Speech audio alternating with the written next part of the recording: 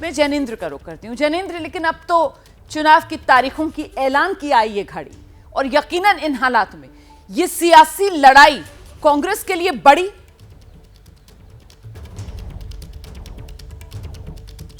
बिल्कुल, हर पार्टी के लिए बड़ी है और कांग्रेस मुख्य विपक्षी दल है।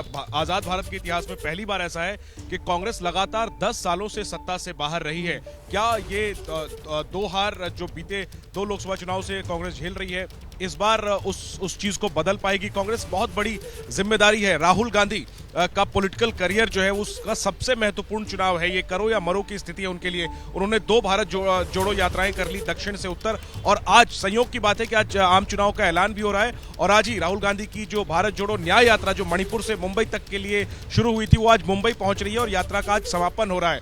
तो बहुत अहम है कांग्रेस पार्टी के लिए ये चुनाव, राहुल गांधी के लिहाज से ये चुनाव। और इसके मद्देनजर ही बीते साल कांग्रेस ने तमाम विपक्षी दलों को एकजुट करके इंडिया गठबंधन की नींव रखी थी। लगा था कि टक्कर जोरदार रहने वाली है, लेकिन बाद में हमने देखा कि किस तरीके से इंडिया गठबंधन जो है वो बिखरता हुआ नजर आया। पहले नीतीश कुमार बाहर हुए, जयंत चौधरी बाहर हुए, ममता बनर्जी वैचारिक तौर पर तो है इंडिया गठबंधन के साथ, लेकिन उन्होंने सीट नहीं दी, ना लेफ्ट को दी, ना कांग्रेस को दी, वो अलग लड़ रही है। तो अलग अलग राज्यों में इंडिया गठबंधन जो है वो कमजोर स्थिति में नजर आया। हालांकि अभी भी कांग्रेस को उम्मीद है कि देश में महंगाई और बेरोजगारी जैसे जो मुद्दे हैं और उस पर कांग्रेस के जो वादे हैं, उसके भरोसे लोग कांग्रेस पर एक बार विश्वास करेंगे। देखना होगा लोग इस पर विश्वास करते हैं या नहीं करते। शाम में राहुल गांधी की भारत जोड़ो न्याय यात्रा जो खत्म हो रही है, देखना होगा कि राहुल गांधी क्या मैसेज चुनाव के एन मौके पर देते हैं। और आखिरी में कल ही मुंबई में इंडिया गठबंधन की रैली भी होने जा रही है।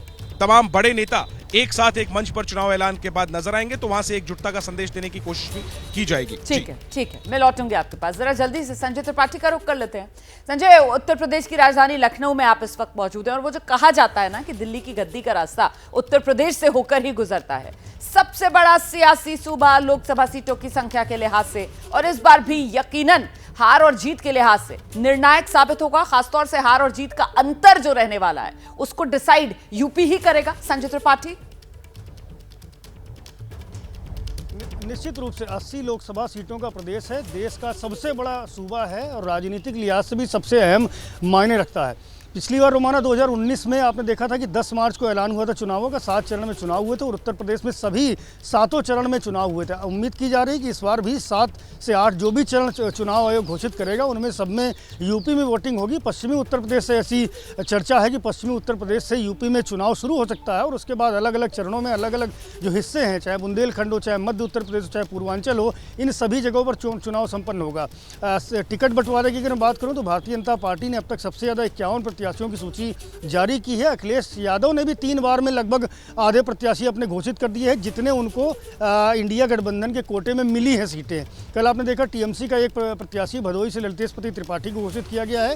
बसपा ने अभी अपने पत्ते पूरी तरह से अधिकृत रूप से नहीं खोले हैं। अभी तक जो पार्टी सुप्रीमो की तरफ से जो ऐलान होना चाहिए सीटों पर प्रत्याशियों का, वो अभी नहीं किया गया है। सभी की नज़रें उस पर लगी हैं क्योंकि यूपी में सीधे तौर पर जो मुकाबला है वो इंडिया गठबंधन और एनडीए गठबंधन का है, तो इनके बीच में बसपा एक बहुत अहम रोल निभा सकती है। तो अभी बसपा के पत्ते खुले नहीं हैं, इंतज़ार किया जा रहा है और उम्मीद की जा रही है कि आज जब 3 बजे के आसपास जब चुनाव की तारीखों का ऐलान होगा तो उसके बाद में कुछ स्थिति स्पष्ट हो सकती है। ये भी माना जा रहा है कि उत्तर प्रदेश में जो मुख्य विपक्षी दल है समाजवादी पार्टी, उसके मुखिया अखिलेश यादव भी एक प्रेस कॉन्फ्रेंस शाम को कर सकते हैं। हालांकि अभी तक कोई ऐसी जानकारी नहीं दी गई है, लेकिन सबसे अहम है यूपी का चुनाव और यूपी में सभी दल सियासी समीकरण अपना बिठाने में लगे हुए हैं। टिकटों की जो संख्या है वो ज़्यादातर जारी हो चुकी है और एनडीए के जो प्रत्याशी हैं सभी की नज़र उन पर रहेगी, क्योंकि अभी बहुत सारे जो सहयोगी दलों के प्रत्याशी हैं उनका भी सामने आना बाकी है। रोमाना,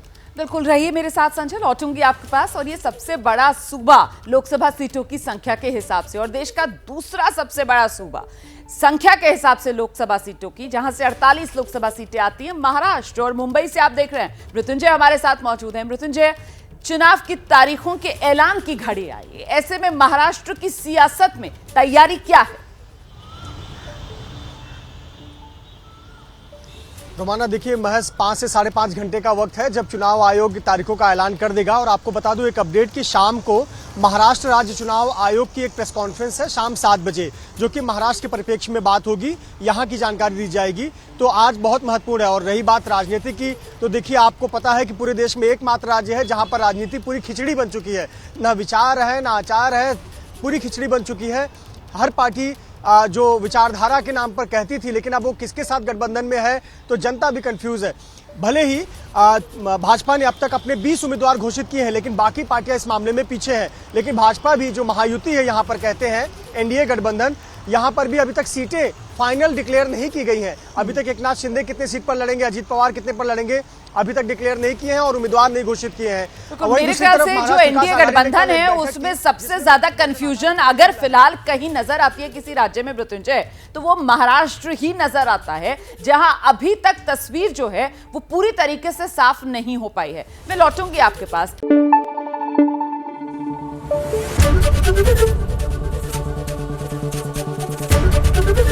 एबीपी न्यूज आपको रखे आगे।